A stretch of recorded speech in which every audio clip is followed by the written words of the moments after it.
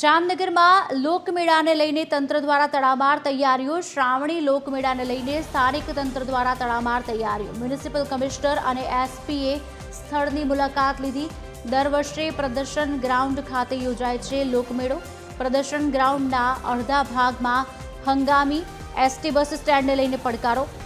જામનગર સહિત આસપાસના હજારો લોકો આ મેળામાં ઉમટી પડે છે.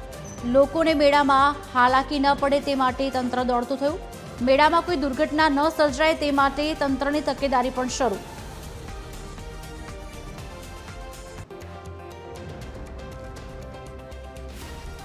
આજ અંગે વિગત આપશે સંવાદદાતા સલમાન ફોનલાઈન પર જોડાયા છે.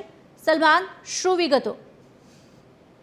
ખુશાલી, જે રીતે કહી શકાય કે શ્રાવણી લોકમેળાને લઈને જામનગરમાં જે તંત્ર દ્વારા ક્યાંક ને ક્યાંક અસમંજસની સ્થિતિ છે તે ચાલી રહી હતી, પરંતુ મનપાની સ્ટેન્ડિંગ કમિટીમાં આખરે દર વર્ષે જ્યાં પ્રદર્શન ગ્રાઉન્ડમાં લોકમેળો છે તે યોજવામાં આવતો હોય છે અને ત્યાં જ લોકમેળો યોજવા માટેનો ઠરાવ છે તે પસાર કરવામાં આવ્યો છે. તેના માટેની જે ટેન્ડર પ્રક્રિયાઓ છે તે પણ શરૂ કરી દેવામાં આવી છે અને તેને લઈને જે રીતે હવે સ્થાનિક તંત્ર છે તેઓ દ્વારા જે તૈયારીઓ છે તે કરવામાં આવી રહી છે.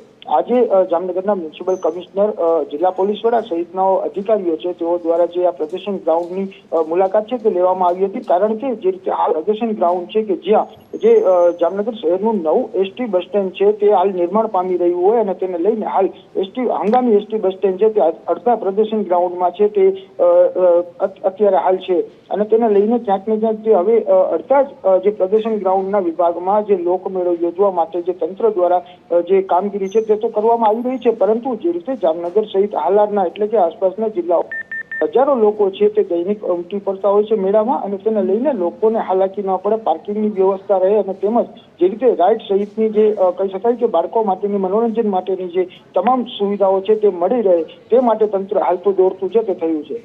જી ખુશાલી. જી, આભાર સલમાન.